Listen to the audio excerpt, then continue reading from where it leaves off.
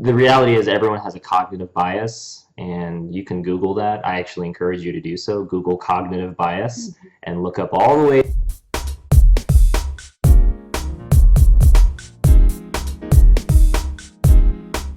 Hey, this is Lance McGowan here and Malie Simpson. Hello. Malie Simpson is my business partner, and we're just going to clear the air about what's going on with Young Living and Gary Young, and really give you the untold truth, because there's a lot of half truths out there. There's a lot of misinformation, disinformation.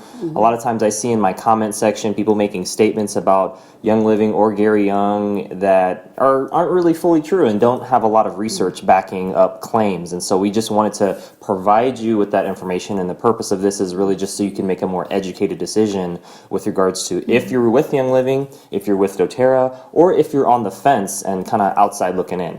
Right, and as we did this research, we learned quite a few new facts ourselves. So we learned a lot along the way, and we just wanted to share it with you guys. Yes, so this is completely fact-based with regards to the information being presented. Obviously, we're going to provide some commentary as well. All the sources that we have will be in the description below. So if you're like, hey, where'd you get that from? Where'd you get that piece of information from? Don't worry, it'll be in the description below this video. You can check that out. It'll actually also be on my website, because there's only so many links I can put into a description. So just make sure to check out my website to get all the information and sources for the facts. Awesome. Okay, yeah, so let's get started on the first part. So this is really about kind of Gary Young, and then it evolves into Young Living as well. So the first fact is that in 1950, Gary Young was born, and he actually grew up in Idaho. Before my time? Before your time? Yes, before my Okay. Absolutely. At the 1967, at the age of 17, Gary moved to Canada to pursue a career in logging and ranching. I've been to Canada once or twice for Niagara Falls, but that's pretty much my extent. So I haven't been there yet, but I'd love to go. I heard it's beautiful. yes, right? All right, in 1974, at the age of 24, Gary suffered a near-fatal logging accident that left him in a coma for 3 weeks. He was left paralyzed and went through depression as well. Not fun, I'm sure.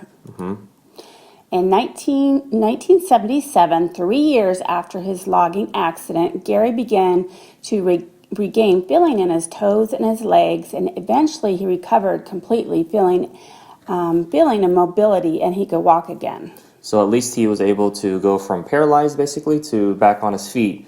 And yeah, it took about 3 years. That must have been a tough 3 years, but... Yeah, that's amazing. That's awesome. And in 1980, Gary attended Maher Institute, but dropped out after only taking a few classes, doing about a third of the homework, and owed them about $1,880 in tuition, which he denied, actually, that he owed them. I know that can happen with, student loans and college and stuff, so. And we actually looked up Maher Institute online and couldn't find too much information on it. We're not 100% sure if they're actually out of business as an institute or not, but it was just very difficult finding that information on there. For sure. 1981, Gary was unsuccessful in an underwater birth attempt with his previous wife, Donna, in Colville, Washington. Gary was warned by the deputy prosecutors and caseworkers to not continue, and so he backed off, and the child was born another way instead. Yeah, so I'm totally for natural birth, home birth, even water births. Amira, one of our business partners, did a water birth, right? It's just making sure that there's the right supervision and professional help, I think. Midwives and doulas, I would say, are a must-have and best practices. I actually know a doula. She's a client of ours as well, so it works out. But yeah, I think this is kind of foreshadowing something that's going to happen as well. For sure. And then 1982, on September 4th, Gary's previous wife, Donna, was pregnant again, and the birth was carried out in the whirlpool bath of Young's East Side estate in Spokane, Washington. Sadly, the child did not survive the underwater birthing process. So, second attempt, went ahead and carried that one out and didn't end in a very good experience, I'm sure, for the mother, for Gary Young himself, and obviously for the baby. A very sad situation there. Yeah, and we don't know the exact details of what happened. It was just in the newspaper article that we pulled this information from. But, birthing processes, there can be complications. There could be a number of things that happen. But this is just something to kind of keep in mind. And, it's sad to lose a child for any, situation. But I'm still for home births, natural births, water births though still. So it's just a great way to naturally bring a child into the world. I would just say having professional help would be a must-have, midwife, doula, and I think if they were on site, this wouldn't have happened. Right, and also probably 911 just in case you needed to get to the hospital as soon as possible. Because you always want to have that medical backup because there is complications, and we don't have all the equipment at home sometimes or to save a life. So then the Lake County Coroner Lewis Shanks stated it was a perfectly normal, healthy looking girl. There's no reason why she should not have lived. So there again makes it really sad that she could have survived if maybe they had chose a different way to birth the baby, like you said, or had more help there, professional help, so when they weren't sure how to do it, when to bring the baby up from the water, that this could have been prevented. Absolutely. And then in 1983, Gary's behavior triggered an investigation, and an undercover policewoman approached Gary about performing an underwater birth. Gary declined and offered to handle the woman's prenatal care for $700, provide alternative treatments for her mother who was going through cancer, and provide blood samples and interpret them as well. $700, because I was having my kids around that time, is, even though it was a while ago, that's still very inexpensive. Could have been something tempting, but obviously that was non-medical assistance because he's not a licensed medical doctor. Which will cover that also as well in his credentials. But yeah, this was interesting that he was approached, so there was an investigation, so there was something that needed to be addressed, but he offered some solutions to them, which is also interesting. Not sure if that could be deemed as a form of bribery or if it was just more, I don't know. And we don't know if he found out that she was a policewoman before or after these suggestions were made, but that's kind of up for more research, I guess. But yeah, at least this part did happen, though. 1983, on March 7th, Gary was arrested and pleaded guilty to a gross misdemeanor conviction for practicing medicine without a license. However, no criminal charges were issued at that time.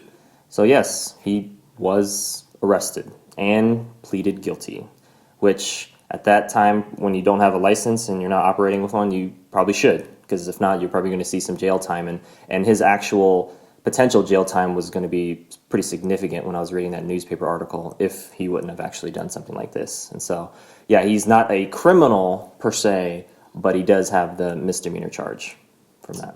Thank you. And then in 1983 as well, so 1983 was kind of a rough year, but Gary received an outstanding bench warrant, which he denied knowing about, for failure to comply with the terms of his probation. So he was put on probation, and this meant a 60-day suspended sentence, a $250 fine, and 1 year probation. And he says he wasn't aware of this, and that's why he got an outstanding bench warrant. But it's, if you're getting arrested and pleading guilty to something, you're probably going to have some extra stuff attached to that. Right, and that's what this was for, is for that previous arrest. Seems like, since this was in the same year. Yeah, exactly. So 1983 through 1988, in Tijuana, Mexico, Gary Young studied biochemistry, hematology, anatomy, chemistry, among other subjects, under the guidance of 4 different medical doctors. Gary founded the Rosarita Beach Clinic as well, which focused on alternative treatments for patients. And so after these events happened, I don't want to say he fled the U.S., but he left the U.S. to go to Tijuana, Mexico, to start anew, to start a new life. and try to help patients there at this clinic. And his motivation and intent was, I think, was good. They were providing alternative treatments, which is good. And people, kind of, especially at that time, that's a long time ago. Like alternative, when you say like alternative medicine or alternative treatment, like that's just one of the pioneers, and different country, different laws. So he's hoping that he would be able to practice what he believed in that country, where he ran into some issues. Here in the United States, where maybe more licensing is required. Yeah, especially with the industry here, with the pharmaceutical industry and the drug industry, it's difficult. All right, in 1985, Gary received his master's degree in nutrition. Young then went on to earn his doctorate in naturopathy from Bernardine University. And we actually tried to look up Bernardine University as well and couldn't find any information on it when we Googled it. And we were searching for a little while, but it seems like it's not in business either anymore.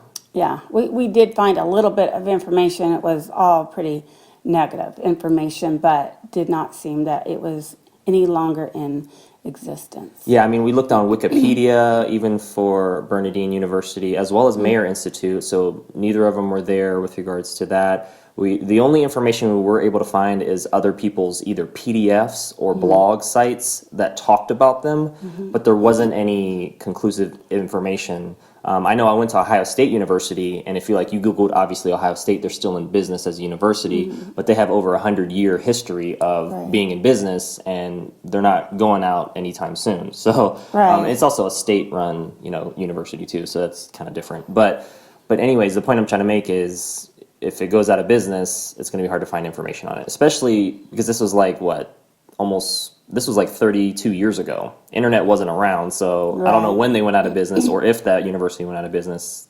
So, well, from what I did find, it did not seem like it was any accredited university. Gotcha. All right. Okay, so 1986, an investigative report by the Los Angeles Times tested the efficacy of Gary Rosarita clinical diagnosis. So a reporter submitted a cat and a chicken blood sample to a clinic employee who failed to determine that the samples were non-human. Imagine that. And further diagnosed that the patient had aggressive form of cancer and liver disease. So this was a little interesting time here. And this actual situation that happened here, which there was, we did find some information, and there is we'll put those links in here as well. So seems like maybe things weren't quite on the up and up at the clinic with this situation. Yeah, I feel like the employees probably needed more training to be able to recognize the different types of blood, because I know on one of the other articles, it mentioned that if they were a doctor who studies actually blood work and all that, was able to actually identify that it was non-human immediately, and actually was inclined that it was actually chicken. Like they almost guessed it. So maybe there was a training opportunity, but it does put into question, the maybe credibility or legitimacy of that Rosarita Beach clinic if they're not able to tell chicken blood from human blood. Right, and you're probably being a little nice because maybe they didn't test the blood at all. We don't know. We're just throwing stuff out there. We don't know. We weren't there, but yeah, exactly. All right, and then in 1989 through 1992, one of the Young Life Clinic's previous staff members, Dr. Sherman P. Johnson, pleaded guilty to manslaughter in the death of a woman he was treating for cancer. So 1989 was when she died, and then 1992 was when he actually pleaded guilty. And so Young Life Clinic was another clinic that was being run by Gary Young, or at least was under his supervision, and Dr. Sherman wasn't working there at the time, from what we gather of when this happened, but he was still a previous staff member. So it's like a protege maybe, or at least an employee. And so so it just kind of draws into question again, okay, if they can't recognize blood, that's chicken from human. If they're past employees or pleading guilty to manslaughter charges, what's really going on at these facilities? Right. Yeah. Very true. So a little bit of an interesting history going on here with Gary Young.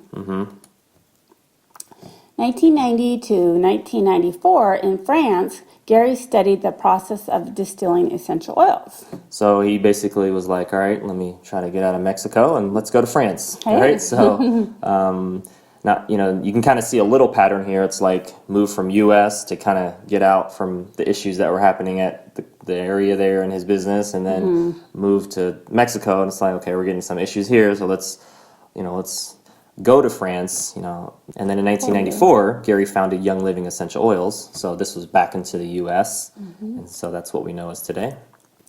So yes, 1994. On September 3rd, Gary married Mary, then flew to an essential oil conference in Grasse, France, which doubled as their honeymoon. So he kind of recruited her as a spouse as well as a business partner at the same time, from what I gather in their blog post when I was reading it.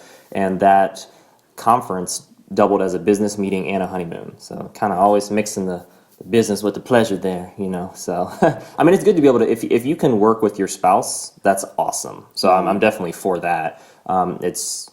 And if they're okay with all that, that's even better, I think. So. Yeah, always studying, always learning about alternative options. Yeah, and we don't know why his marriage with Donna, his previous wife, ended.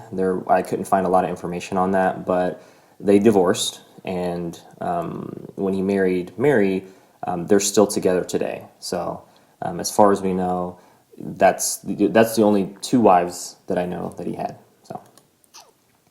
All right, and then in 2000, Young traveled to China to study the Ningxia, hopefully I'm pronouncing that correctly, we'll just say Ningxia wolfberry and its health benefits, which I know is a part of some of their products as well at Young Living.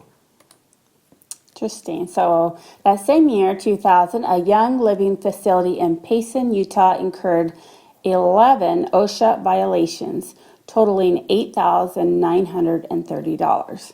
And there was one employee that was killed after being struck in the head with the lid of a pressure steamer. This we kind of found just right before we kind of finished this investigation or research into Gary Young's life.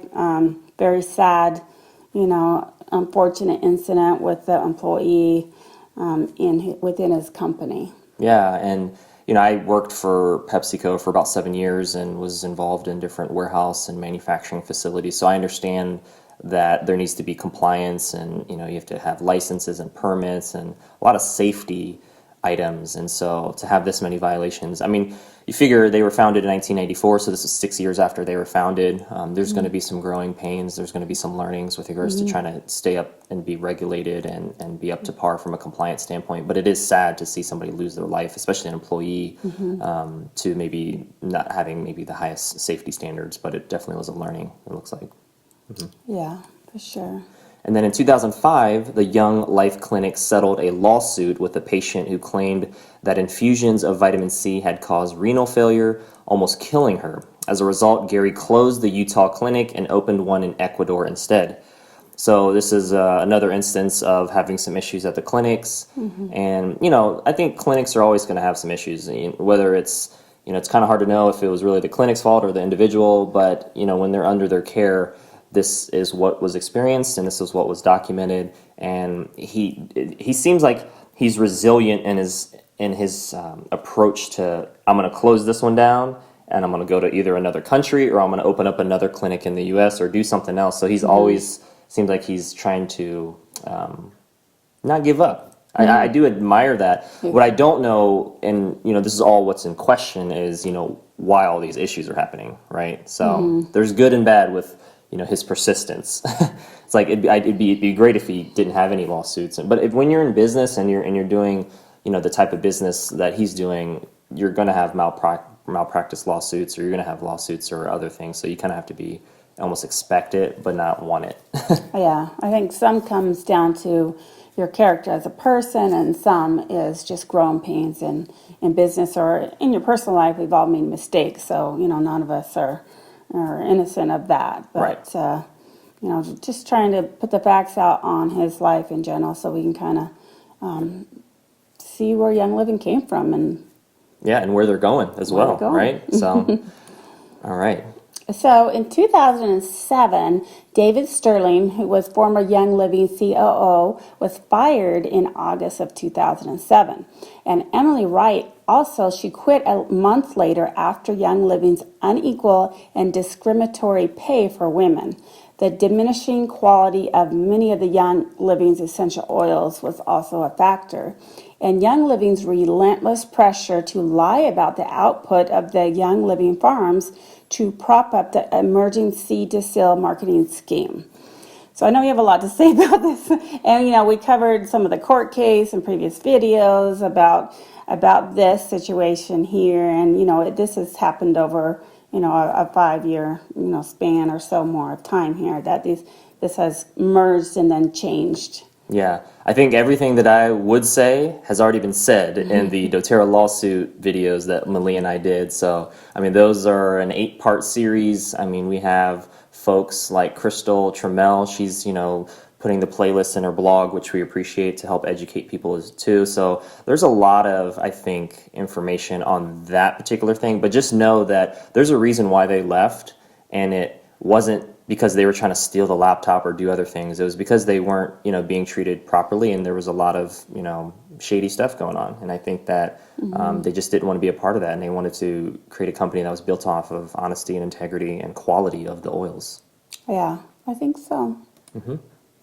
And then in 2014, the FDA issued Young Living a warning noting that the health claims for their products causes them, the essential oils, to be drugs because they are not intended for use in the diagnosis, cure, mitigation, treatment, or prevention of disease.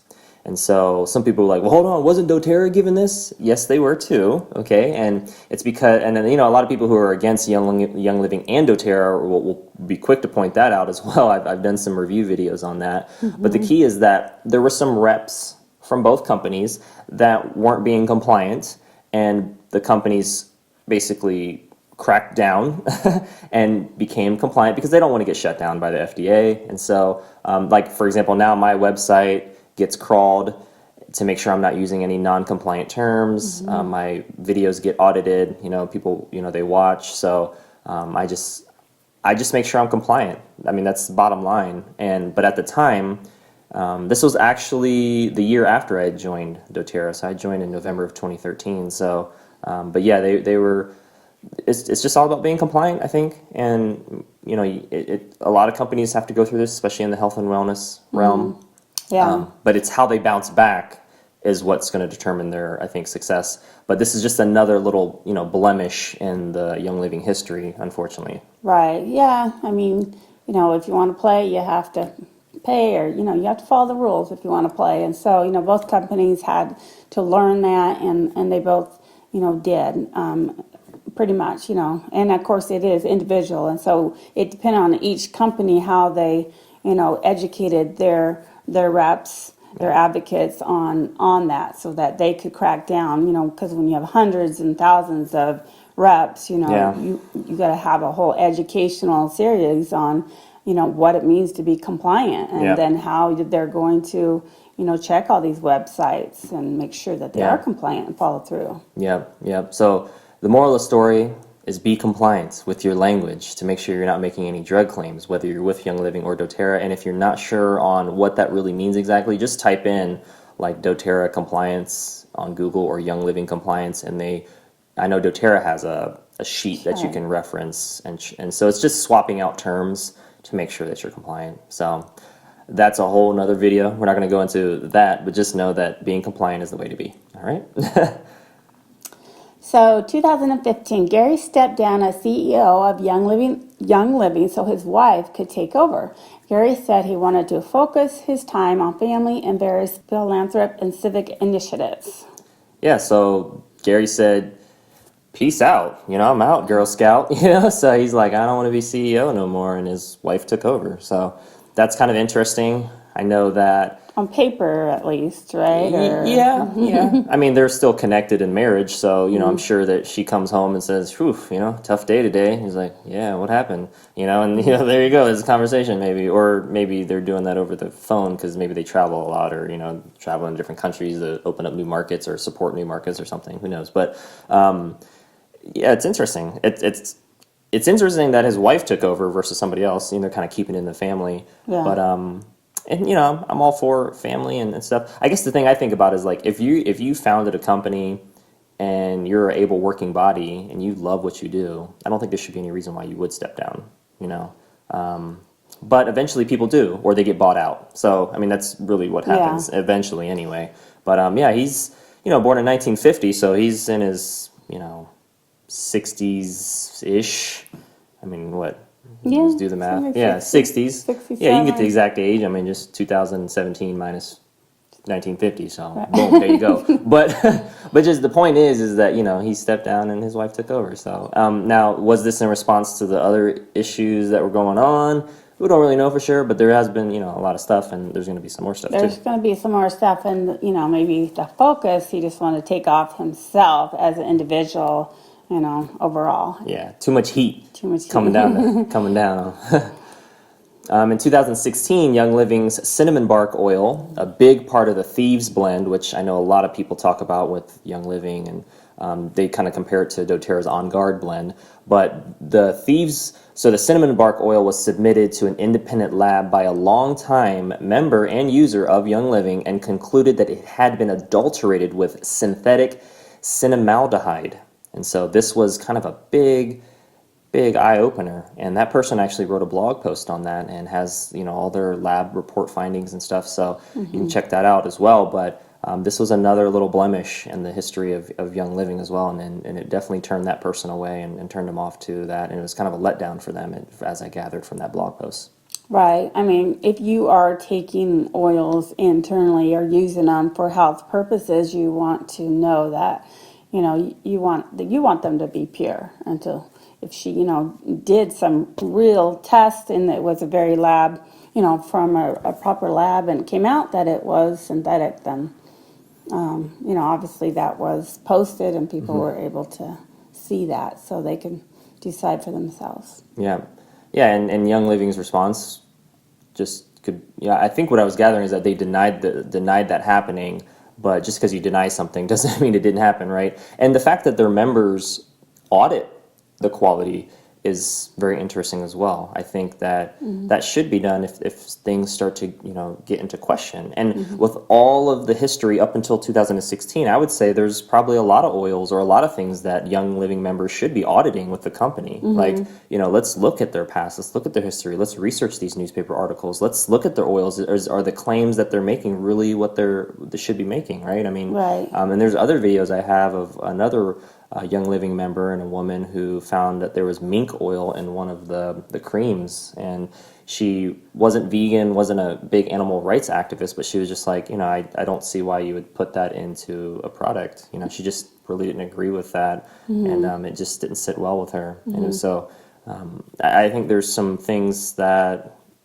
based on what you value, I think you should vote with your dollar, and Right. You don't really know. We don't know, unless you can trust the company and trust the owners that, at some point maybe that cinnamon was pure cinnamon, and then at what point did it maybe become more a synthetic cinnamon instead put in there to cut costs or whatever the reason. Yeah, cutting costs is usually the biggest thing, and the only reason you would cut costs is to increase profits. So, but that makes sense. All right, in 2017, on June 22nd, after 5 years of defending baseless allegations by Young Living, all charges against doTERRA and its defendants were dismissed. And so this was a really big part of the lawsuit. And I know when I was, during this time and even before this came out, a lot of people were like, well, yeah, doTERRA stole this from that, and they lost the case, and da-da-da. And it's just like, when we looked at doTERRA's press release, we looked at Young Living's press release, we looked at all the facts and all the coverage from multiple sites like Natural News and a lot of other websites, and it was just like, you know what? Young Living didn't have the facts to support their claims, and they didn't submit them in a timely manner for them to be valid. And some people were like, well, isn't that statute of limitations? Those are the facts. If you have something against someone, you got to present it in the right time frame, and you got to have all the facts and make sure they're accurate. Right. Like if you're going to try to sue doTERRA for it was about $350 million. Right. Like you better be having some major facts to support that are valid and submitted in a timely manner. So yeah, it was dismissed. I mean, this is like a cornerstone of this whole doTERRA versus Young Living thing. Like all of the charges were dismissed. That's key. So Yeah, it kind of says, I think it speaks for itself. I mean, I know yeah, courts aren't perfect, judges aren't perfect, but, sure. this was a long battle and they went through a lot, a lot of transcripts and, Yep. they went through in very detail to see what was going on here and found nothing. So Yeah, exactly. nothing that they could prove. Yep. And our video, the doTERRA versus Young Living lawsuit outcome, like you can go watch all that too. So get all the details and the facts on that. Okay, so in 2017, on September 18th, Young Living was fined $760,000 by the United States Department of Justice for illegally sourcing spikenard oil since 2014 and rosewood oil since 2010, which violated the Lacey Act. That's a lot of money to, everyday folks. Not a lot of money to a billion-dollar company, No. right? It's a drop in the bucket.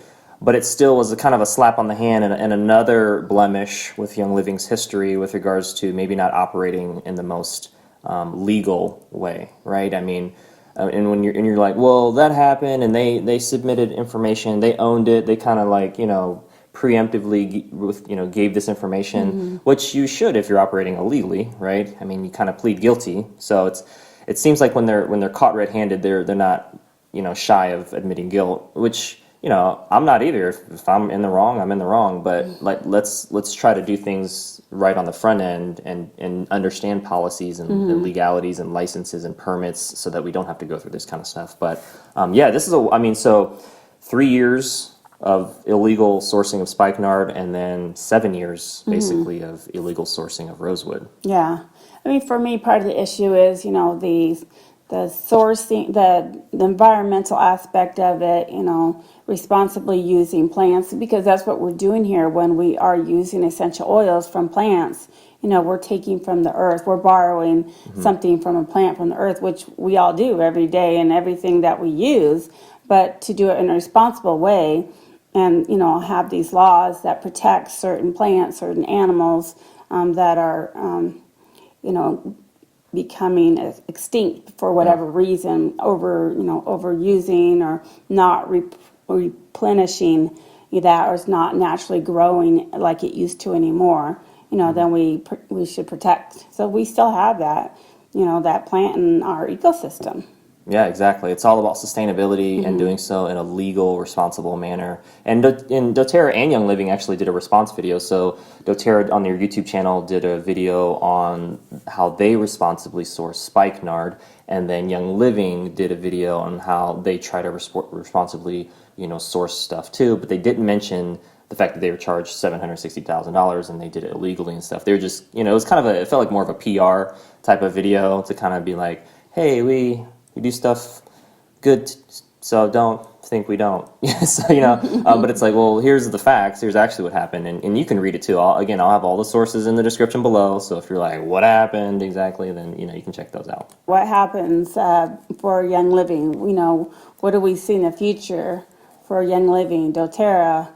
These two major companies, essential oil companies in the world. Yeah, I used to work for PepsiCo, like I said before, and Young Living and doTERRA are like the Coke and Pepsi of essential oil companies. They're the top two. They're the doTERRA's the largest and Young Living's the second largest. So they're the big players, right? But when it comes to Young Living, what is going to happen in 2018 and beyond? And I do know that in my training with PepsiCo, we did a lot of behavior-based interviewing, which meant we were always asking questions about someone's past so that we could see if we could predict their future. Obviously, we don't know the future. We're not Nostradamus. We don't have a magic crystal ball. But you are able to the principle was, 2 points make a trend. So if there's starting to be things that line up to something, then it starts to create a trend. And it's testing that and seeing what happens over time to see whether or not that's going to be valid. And I think there's a lot of, things that have happened in Young Living's history and Gary Young's history that would certainly make 2018 and beyond very challenging to see why they wouldn't be involved in other stuff. I'm not hoping that they are, but the past is not as clean as I think Young Living people from the comment section on my own videos make it out to be, I think. And I think maybe a lot of them haven't researched, because I certainly would maybe not have thought to research this as much as we have if we didn't have so many questions and you hadn't done some videos, doTERRA versus Young Living already. And so I'd gotten a lot of comments. I think the big thing is, there's things to be admired, the persistence, the determination, looking for alternative options for people's health. But I think at a certain point, when you become this big company and you affect thousands and thousands of lives and their health and what they're using in their home, you have a responsibility to really put out your best product, your best self, and make sure that product is, I would hope, in alternative, in the alternative world, and we're talking about, the standard American diet world, then obviously it's all about profits, but we're looking for alternative options, that are alternative because they are pure, because we're tired of the synthetic options that were, offered. Yeah, and I'll say that the things that Young Living is going through is actually what I would expect more so from a company and corporation where the founder has passed away and other people who were less passionate and less knowledgeable took over and kind of, did things that maybe weren't in line with the founder's vision. But to see the founder of Young Living still be alive and step down and do other stuff, it's just like, these things shouldn't be happening. So the only other thing that would lead to that is what their belief systems are, what their values are, how they run companies, their ethics, like that, their integrity, all that stuff is what's going to basically drive that culture to either turn over a new leaf and make 2018 and beyond, the best years of the company, or it'll be something where there's going to be more legality, more legal issues, more distributors from Young Living or customers not being satisfied with their experience and stuff like that. So I'm hoping that they can turn it around, but given the past, I think it'll be difficult. Right. Well, what are the next steps? What's the next steps? Well, you could email us with questions or you can leave a comment below, which I'm sure people will do anyway, because they'll just watch about 1/10 of this and be like, this is biased. And then they'll leave a comment saying, this is biased. That's like the most common comment I get. But it's cool. I mean, the reality is everyone has a cognitive bias, and you can Google that. I actually encourage you to do so. Google cognitive bias and look up all the ways that we're all biased. But the problem is that not everyone is aware of it, and not everyone really even admits it. So there's a lack of awareness and a lack of honesty. So I admit, I love doTERRA. I'm biased towards companies that are very transparent and provide high quality oils. So, but I also want to give the truth about what happened with Young Living, because again, the comment sections in my videos are, prompting me to do the research myself and present that in a way where you can continue to do your own research, whether you're for or against or neutral on Young Living or doTERRA or MLMs or retail or essential oils, whatever, it doesn't matter. It's just, we're just giving you a good starting point. Right. And I think when we ended up doing the research for this video, the things that we found, we really felt like it was important to do this video because we found a lot of stuff that we didn't know that probably most people don't know. Yeah, exactly. On the history of Gary Young's life and some of the history of the company, or the several companies that he had prior to Young Living. So. Yeah, exactly. Well, other than that, that concludes it for today's video. Thank you so much for watching. If you got some value out of today's video, make sure to give it a thumbs up. And if you know somebody that could benefit from this fact-based information that is publicly available and really help them kind of make a more educated decision, then make sure to hit the share button. And if you haven't already done so, hit subscribe for more video updates. Who knows what the future holds, but you better guess we'll be covering it. So that'll be it, right? All right. Take care, and we'll see you in the next video.